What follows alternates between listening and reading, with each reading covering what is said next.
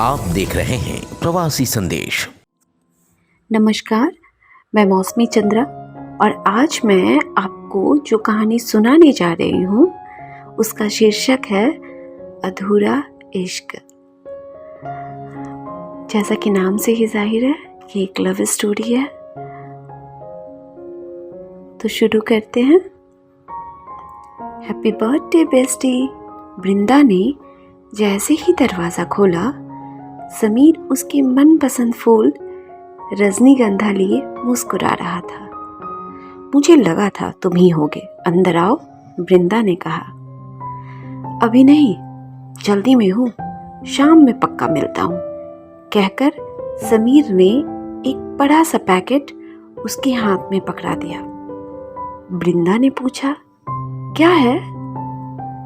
समीर ने कहा, खुद ही देख लो, बाय। अंदर आकर जैसे ही वृंदा ने पैकेट खोला, उसके फेस पर प्यारी सी स्माइल आ गई। जलते बुझते लोग, अमृता प्रीतम की लिखी एक प्यारी सी पुस्तक। तभी मोबाइल बजा। समीर का फोन था। पसंद आई तुम्हें मेरा गिफ्ट? आनी ही थी, तुम्हें पता है मैं दीवानी हूं उनकी। समीर ने एक ठंडी सांस लेते हुए कहा, चलो कोई तो है खुशकिस्मत जिसे तुम्हारी दीवानगी नसीब हुई। हम तो बस ऐसे ही। चलो शाम को मिलता हूँ। किताब को सेल्फ में रखते हुए वृंदा ने एक नज़र कनीने से सजी अमृता प्रीतम की बाकी किताबों पर डाली, ज़्यादातर प्रेम से भरी हुई। अधूरी मोहब्बत ने अमृता को मशहूर जो कर दिया था। एक तरफ था शादीशुदा अमृता का साहिर लुधियानवी के साथ अधूरा इश्क, जले हुए सिगरेट, चाय के जूठे कप, कुछ यादें, कुछ मुलाकातें, बस। कहते हैं साहिर के जूठे सिगरेट के टुकड़ों को अमृता संभाल कर रखती थी और वापस से उन्हें सुलगा कर पीती थी, ठीक वैसे जैसे साहिर पीता था। वो कहती थी कि जब वो सिगरेट को पकड़ती है तो ऐसा लगता है जैसे साहिर के हाथों को छू रही है। कहते हैं उसके इस एहसास को जीने की कोशिश में अमृता को सिगरेट की लत लग गई। अमृता और साहिर की मोहब्बत बहुत रूहानी, बेहद, बेइंतहा, पर अधूरी। एक अधूरी दास्तान, जवानी से अलहदा। तो दूसरी तरफ जीवन की ढलती बेला में अमृता की जिंदगी में आए इमरोज, जिसके साथ उनका बेजुबान इश्क ताउम्र चला। लेकिन उनका ये रिश्ता बेनाम रहा।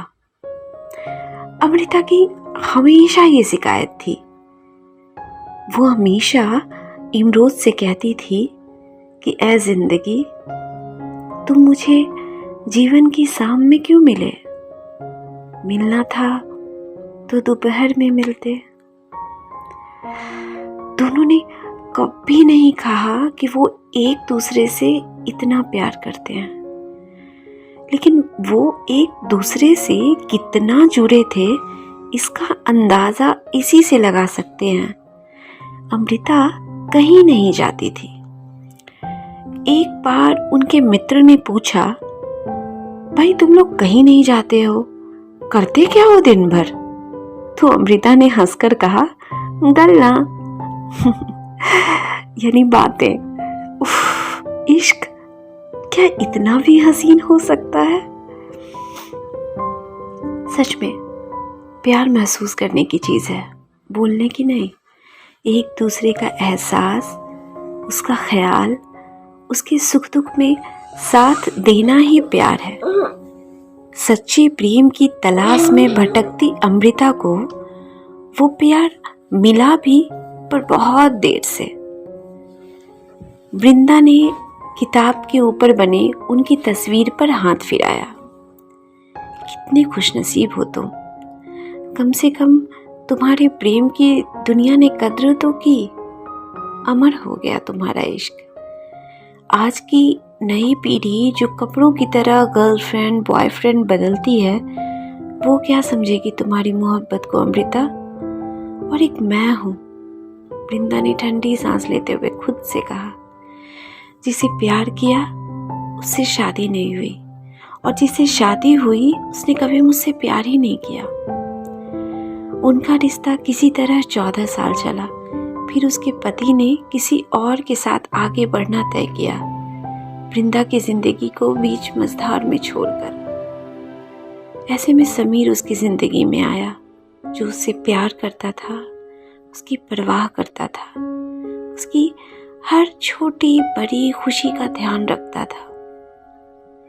वृंदा जानती थी कि समीर के दिल में क्या है, पर उसने न कभी पूछा न कभी उसे मौका दिया बोलने का।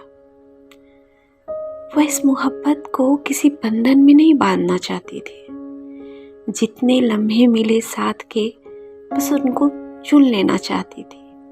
वह, उसकी दोस्त, उसकी फिलोसोफर, उसकी हमराज, उसकी शुभचिंतक और उसकी बेस्टी, बस यही बने रहना चाहती थी ताउम्र।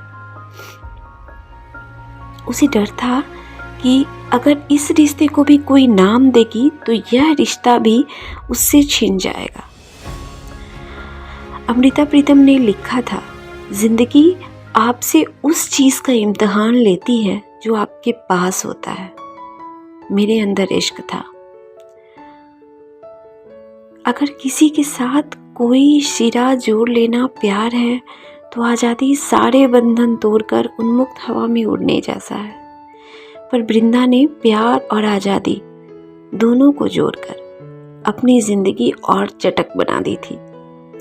जैसी ज़िंदगी वृंदा ने अपने लिए चुनी थी, वह हो सकता है दुनिया को नागवार गुजरती, पर उसके लिए यही सब कुछ था। अध्यापन, लेखन, किताबें और समीर। धन्यवाद। प्रवासी संदेश को लाइक करें, शेयर करें, कमेंट करें, सब्सक्राइब करें और बेल आइकन जरूर दबाएं।